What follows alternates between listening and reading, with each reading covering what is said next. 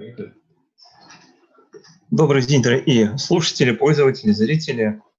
Сегодня рад вас приветствовать. Меня зовут Аслан Минвалиев. Я журналист, достаточно долгое время работал в экономических СМИ.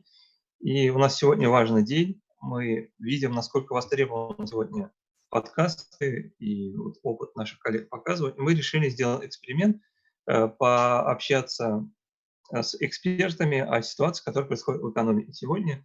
И у нас сегодня в гостях Артем Малютин, известный экономический журналист Татарстана. Сейчас он работает аудитором в одной из международных компаний. И добрый день, Артем. Здравствуйте, Арслан. Спасибо, что позвали. Не совсем аудитором, но окей. Понятно. Отлично. Значит, мы будем сегодня говорить о экономике, что происходит с экономикой. Постараемся это объяснить максимально просто. И Артем для нас написал статью, и она выйдет завтра, вы сможете ее прочитать, а сейчас мы пытаемся ее обсудить реалии экономики. Ну, вот все говорят про коронавирус, все говорят про пандемию, и вот ситуация внесла коррективы в наше общение. Мы, к сожалению, не можем Артема позвать к нам на телевидение и там сесть в студии поговорить, да, и общаемся по такой современной модной вещи под названием Zoom. Как, Артем, это первый опыт, не первый опыт? Zoom часто пользуешься? У меня это первый опыт, но ничего так даже интереснее, наверное. Ну, то есть штука достаточно удобная, согласись, это упрощает общение, и уже вот само использование этого сервиса стало поводом для шуток, и в соцсетях есть разные веселые картинки, и наше общение могло выглядеть, например, вот так. Сейчас наш коллега должен вывести на экран картиночку веселую. Вот, надеюсь, она появилась. Но сам сервис достаточно популярный стал, сами понимаете почему, и в то же время оказался уже в центре скандала.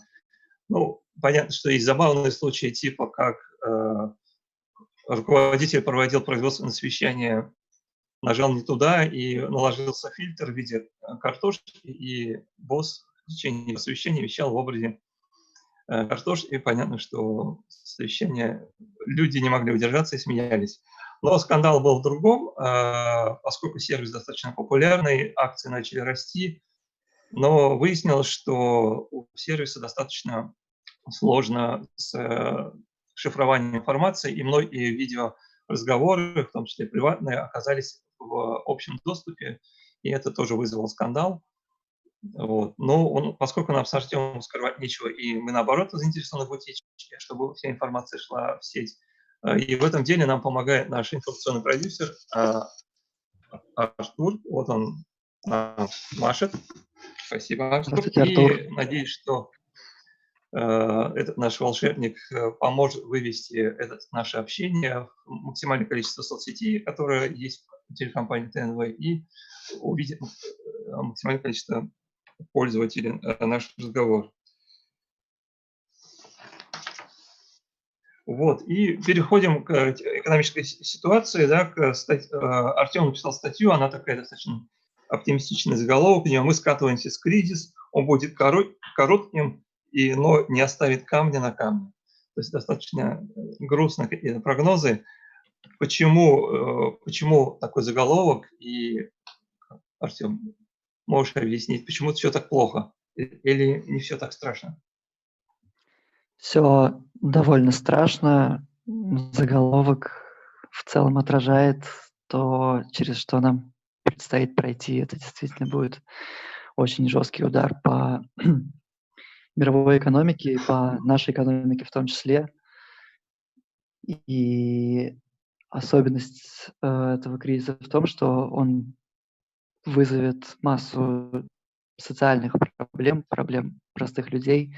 Это не просто кризис государственных финансов, не кризис правительств и не кризис крупных компаний. А чем он будет отличаться от кризиса 2008-2009 года? Мы понимаем, что в России мы живем постоянно в состоянии кризисов, но в чем будет кардинальное отличие? В Ну, первое отличие в том, что в 2008 и 2009 году, несмотря на то, что была достаточно жесткая просадка экономики в вот 2009 конкретно году, а, после этого началось очень быстрый восстановительный рост, потому что тогда российская экономика еще не исчерпала весь потенциал своего роста, а сейчас нам дальше в долгосрочной перспективе расти особо не на чем. И такого быстрого восстановления не получится. В том Ну, это числе как из-за, главное. наверное, стоимости нефти, да? То есть как вот буквально я была информация, что российская нефть на азиатских рынках подешевела до 12 долларов за баррель. Чем это, почему все интересуются стоимостью барреля нефти и как это вот с нами связано, как с нашей жизнью, как будто и абстрактные величины на азиатских рынках сказываются на нашей жизни простых татарстанцев. А, м, Так получается, вот для начала такая ремарка, что в экономике абсолютно все связано примерно абсолютно со всем. И если где-то дернуть за какую-то ниточку, есть вероятность, что отдастся совершенно с неожиданного, с неожиданной стороны. Теперь переходим к ценам на нефть. А, У такого сильного падения цен на нефть есть прямые эффекты, есть косвенные эффекты. А, При нынешнем уровне цен и те, и другие эффекты отрицательные. А, Давайте для начала начнем с прямых. Попробуем представить себе абстрактную нефтяную компанию крупную в абстрактном государстве. Абстрагируемся сейчас от России. А, Предположим, что она в этом году в физических объемах произвела столько же нефти, как и в прошлом году. А, Стоимость производства этой нефти, добычи этой нефти у нее осталась такой же. Но в деньгах она продала ее в 2 раза дешевле в этом году, чем в прошлом году. Я сегодня специально посмотрел. В прошлом году, 9 апреля, цена Brent была 71 рубль. Это примерно больше, чем в 2 раза дороже, чем сейчас. 71 доллар или рубль? Да, простите, доллар. Так вот, получается, что в деньгах компания произвела в 2 раза меньше своей нефти. У нее падает выручка, падает прибыль. Далее она кратно сокращает объем отчислений налогов в бюджет. Нефтяные компании, как мы понимаем, это крупные очень налогоплательщики. Кроме того, что она сокращает отчисление налогов, она еще может принять решение не выплачивать дивиденды. А многие государства в разных странах являются крупными держателями пакетов акций нефтяных компаний, а в некоторых государствах единственными акционерами. Соответственно, у государства очень сильно падает уровень, и выпадает очень большой объем доходов, а государству нужно каким-то образом финансировать свои текущие расходы. Ему нужно платить зарплаты бюджетникам, ему нужно выплачивать пенсии, ему нужно ремонтировать фонарь на улице и так далее. Поскольку у государства образуется дефицит бюджета или растет дефицит бюджета, потому что бюджеты многие государства так дефицитные, государство начинает или тратить свои резервы, если они у него есть, или занимать деньги, увеличивая свой долг. Как мы понимаем, то и другое не очень хорошо. Это был прямой эффект. Дальше начинаются косвенные эффекты. Косвенный эффект номер 1. Нефтяные компании, как правило, достаточно крупные, и они заказывают очень большой объем товаров, работ, услуг и так далее. То есть вокруг них есть целый шлейф уже не нефтяных компаний, которые их обслуживают, поставляют им там различные решения, убираются у них, они страдают тоже, потому что нефтяные компании сокращают спрос на их услуги, сокращают свои инвестиционные программы. Далее государство, поскольку у него выпала большая часть доходов, которые оно предполагало получить, оно может отложить какие-то свои запланированные проекты, строительство крупной дороги или что-нибудь в этом роде. И таким образом совокупный спрос в экономике падает, и ВВП государства таким образом падает. У нас чисто на добычу полезных ископаемых в прошлом году приходилось 11% ВВП России. Но нужно учитывать, что это не все, потому что государство тоже снижает свой спрос, а государство – это 20% спроса в нашей экономике. Другие компании тоже снижают свой спрос, и вот так все по цепочке происходит.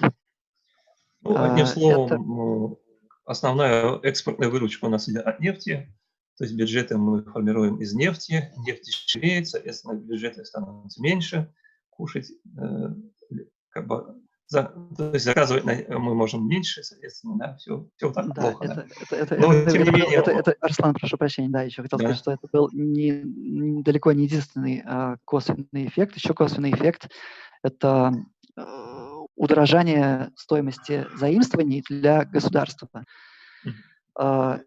Государство финансирует свои расходы, чаще всего занимая какие-то там деньги на рынках у инвесторов через выпуск облигаций. Государство выпускает облигации, инвесторы эти бумаги покупают и таким образом кредитуют государство. Когда происходит что-то непонятное в экономике, инвесторы начинают оценивать государство как более рискованную инвестицию, особенно вот государства, сильно зависящие от нефти, такие как Россия. И они говорят, что мы купим ваши облигации, но уже по более высокой ставке. И таким образом стоимость денег для государства растет. Ну, условно, это, наверное, можно сравнить, как если ты раньше мог в банке взять кредит, сейчас банк говорит, что мы тебе дать не можем, и ты идешь в микрофинансовую организацию, где берешь займ там по 300-400% годовых. Наверное, такая аналогия, да? Очень условно, примерно, да, можно сравнить. Если конкретно переходить уже от абстрактного государства к России, то Россия, конечно, сильно страдает от падения цен на нефть, потому что мы очень зависим от экспорта наших сырьевых ресурсов. В прошлом году больше половины всего нашего российского товарного экспорта прошло по одному товарному коду. Это был код номер 27, минеральное топливо. То есть газ, нефть, да? Газ, нефть. А стоимость газа, кстати, тоже снизилась. Она привязана к стоимости нефти, да? То есть ценообразование идет. Ну, стоимость всех энергоресурсов, взаимосвязаны между собой. Ну, вчера вот день прошел под знаком обращения Путина Владимира Владимировича. Сильно всех удивил. Сначала объявили, что будет обращение, потом отменили. Тем не менее, он обратился. Но для меня, как для историка по образованию, было интересно услышать там пассажи про племена печенегов и половцев. Артем, вы знаете, кто и половцы, и печенеги? В общих чертах. Но я, кстати, предупрежу, что я не смотрел вчера Путина. Да. Ну для тех, кто не смотрел, я думаю, сейчас мы в эфир пустим картиночку, буквально это коротенькое выступление Владимира Владимировича по половцев и печенегов. Все проходит. И это пройдет. Наша страна не раз проходила через серьезные испытания. И печенеги ее терзали, и половцы. Совсем справилась Россия. Победим и эту заразу, коронавирусную.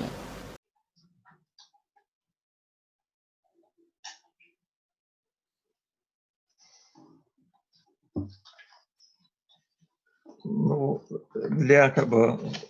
если привести ликбез Печенеги – это племена, которые в X веке атаковали границы Киевского княжества. Если искать аналогии среди тюркских народов по языку, они были ближе к туркам современным.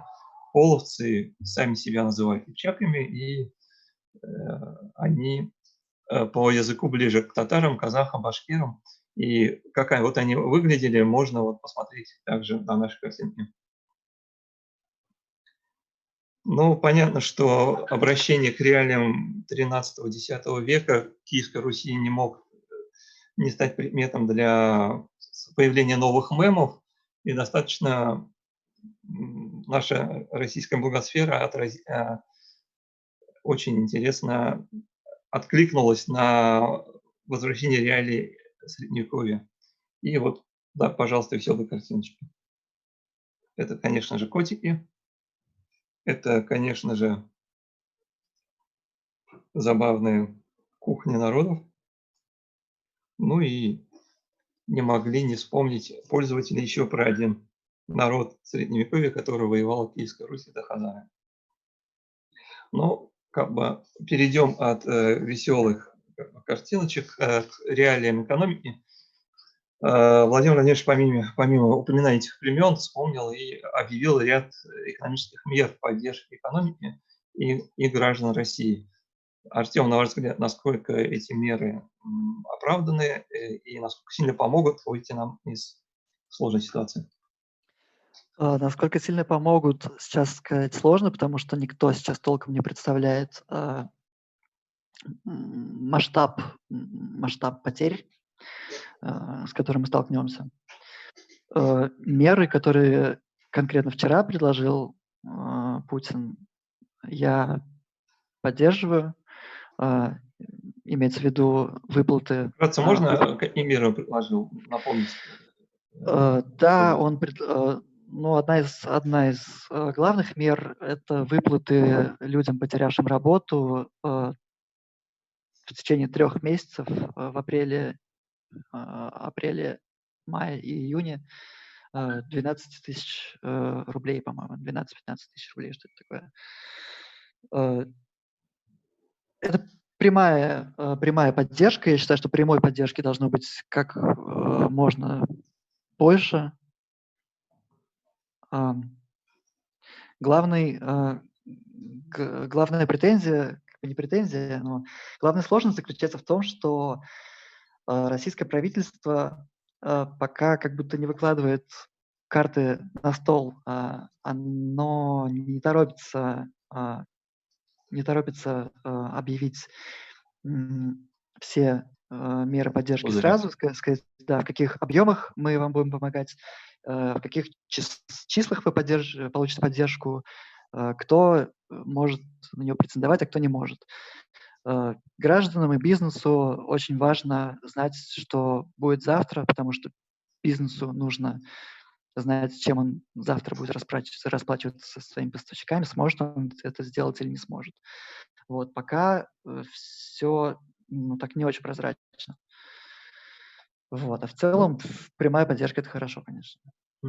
Ну да, бизнес пока тоже не понимает, что происходит, и тоже один из предпринимателей, генеральный директор Уфанет Искандер Бахтияр, выложил у себя на своей страничке такое размышление о капитализме, точнее, мы многие задаемся вопросом, что сейчас будет, как сохранить деньги, если они есть, куда вкладываться, когда вкладываться. И вот он, значит, дает свои размышления, я надеюсь, на экране. То есть, если пересказать в целом, то есть как бы он объясняет, что капитализм, он изначально цикличен, то есть как бы кризис, подъем, и как бы если правильно ловить период подъема, можно как бы выйти удачно в инвестициях, в кэш и не потерять средства. Как вы, Артем, согласны вот с этой точки зрения? Я видел эту картинку, скриншот этого поста. И хочу сказать, что, во-первых, я не знаю ни одного человека, который всерьез долгосрочно инвестирует в рубль в надежде на его рост по отношению к доллару. такого, я думаю, не бывает. Все играют на коротких разницах, поэтому здесь как раз потерь, наверное, не происходит. В циклы я не очень верю, хотя сторонников теории циклов достаточно много. Я верю в шоки. Шоки предсказать практически невозможно. Поэтому, если бы все было так просто, как он пишет, то многие, изучив эту стратегию, наверное, были бы уже очень богатыми людьми. Но боюсь, что все не так просто. В целом, по поводу того, что рубль всегда будет девальвироваться и терять в цене по отношению к доллару, я бы очень хотел опровергнуть эту теорию, но пока я не могу, потому что весь опыт наш накопленный подсказывает, что, к сожалению, это пока правда. Так будет ровно до тех пор, пока мы не сменим отношение к нашей экономической политике, пока правительство полностью не обнулится, скажет завтра, вот начиная с завтрашнего дня, мы забываем все, что было до этого, и начинаем строить нашу экономику на принципах всеобщего доверия. Зная наше правительство, могу предположить, что такого, к сожалению, не будет. Но точно выиграли те, кто закупился имбирем. Как видите, сейчас килограмм продается на рынках за 7 тысяч рублей. Когда-то это стоил килограмм 300 рублей. А феномен имбиря и лимона, это как можно объяснить? Это, наверное, вопрос не ко мне, а скорее к агрономам, представителям агросектора. Я не успел закупиться имбирем. Да, я жалею об этом сейчас. Я, да, тоже как бы расстраиваюсь из-за этого. Говорят, если повязать он якобы спасает от коронавируса, но это, конечно, мы оставим для пользователей благосферы. Но, тем не менее, условно, в той же капиталистической системе с тюльпаном похожие вещи были. Ну, то есть это как бы одна из болезней, наверное, этой экономической системы в том, что рождаются пузыри, пусть там долгосрочные, краткосрочные. Как нам, ну, наверное, больше всех людей интересует, как нам сберечь, если у нас есть какие-то сбережения, куда вложиться, если они появятся. Что посоветуете, Артем? Это очень неблагодарное дело советовать, куда инвестировать деньги. Я бы, наверное, предпочел все-таки не делать no comment, да, чтобы меня не закидали потом шапками. Шапками это в мягком случае, да. Ну, Артем, спасибо за интересный эфир. Это как бы, надеюсь, что наше общение было не комом, первый наш опыт, и я надеюсь, что мы увидимся в ближайшее время еще раз и обсудим все, что произошло в нашей стране на следующей неделе. Я надеюсь. Спасибо большое, что пригласили. Будем на связи. Хорошо, всего доброго. Всего доброго.